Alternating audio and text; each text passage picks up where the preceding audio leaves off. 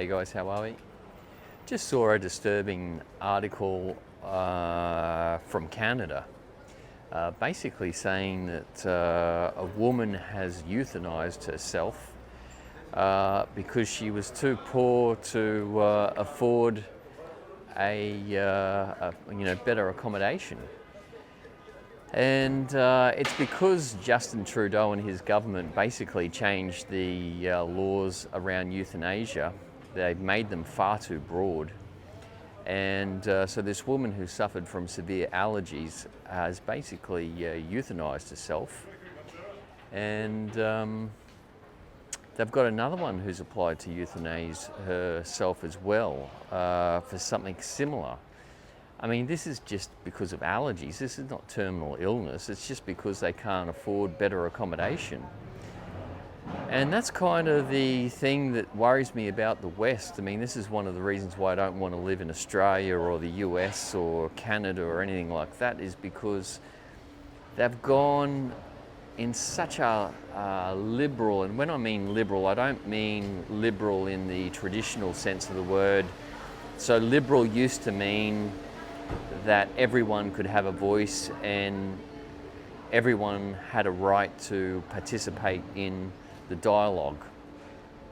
Whereas liberal now means, far left nut jobs and, sort of socialist sort of people. And this sort of thing is just, there's no moral absolutes anymore. And that's why I think the West is in absolute decline, and as I said, I don't want any part of it. It doesn't resonate with me. That's why we moved.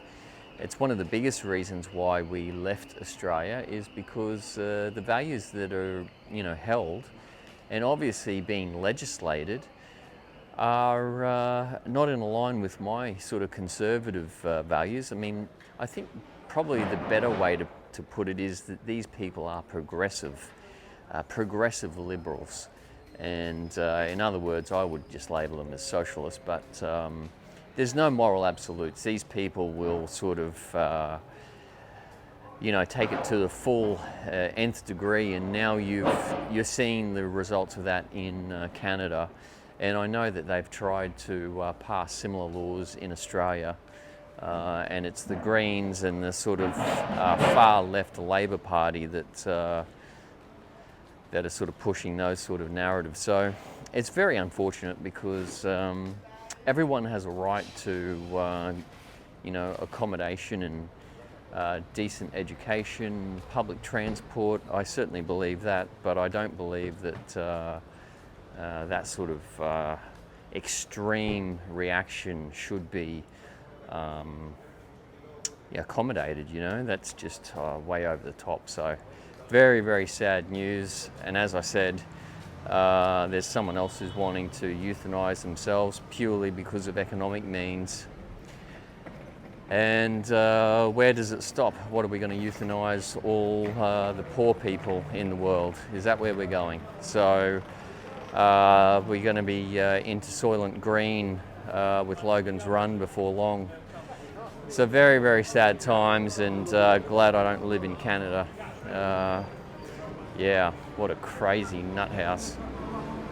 So yeah, we're getting ready to leave. As I said in the previous video, I think we should be ready pretty soon.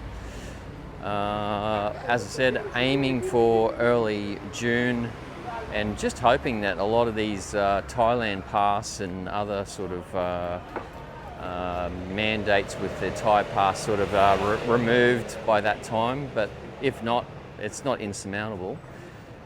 So yeah, we're pretty excited to be getting out. So getting out of Europe. I did speak with Kapil last night, and he was sort of showing me the level of grain imports in Greece, and they are heavily reliant on grain imports from Russia, Ukraine and Georgia. So you're going to see the price of goods go up substantially in the next couple of months. So very, very interesting times, very disturbing. But this is exactly what I was saying. This whole thing is going to come undone before long. And so we've got some really interesting times approaching. What concerns me is what's going to happen in winter. So I think winter's going to end up with massive energy shortages here in Europe, and then you'll have civil unrest, and similar to what's happening in Sri Lanka.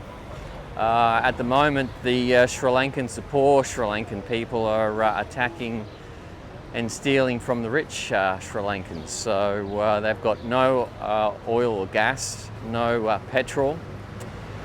I'm not sure about the electricity, but you can thank the Chinese for their debt bomb, and they're partly responsible for it. So really not good times. As I said, I think you're going to see scenes that are in Sri Lanka at the moment. They're probably going to be replicated in different areas of the world come winter next year. So not good, not good. I mean, it's all positive news. I do try and be positive, but you know, there are good opportunities. It's just a matter of positioning yourself in those sort of opportunities. And you know, a lot of people talking about it, but haven't really done anything in regards to make it happen. And the opportunity to make this sort of transition happen is quickly running out. And as I said,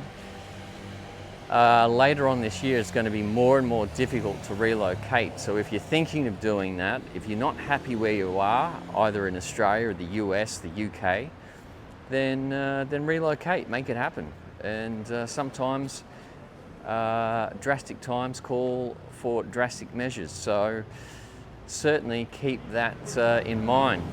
I did see someone comment, hey, what do you think the difference in cost of living is from Europe to Asia or Thailand? They're not even comparable when you consider that.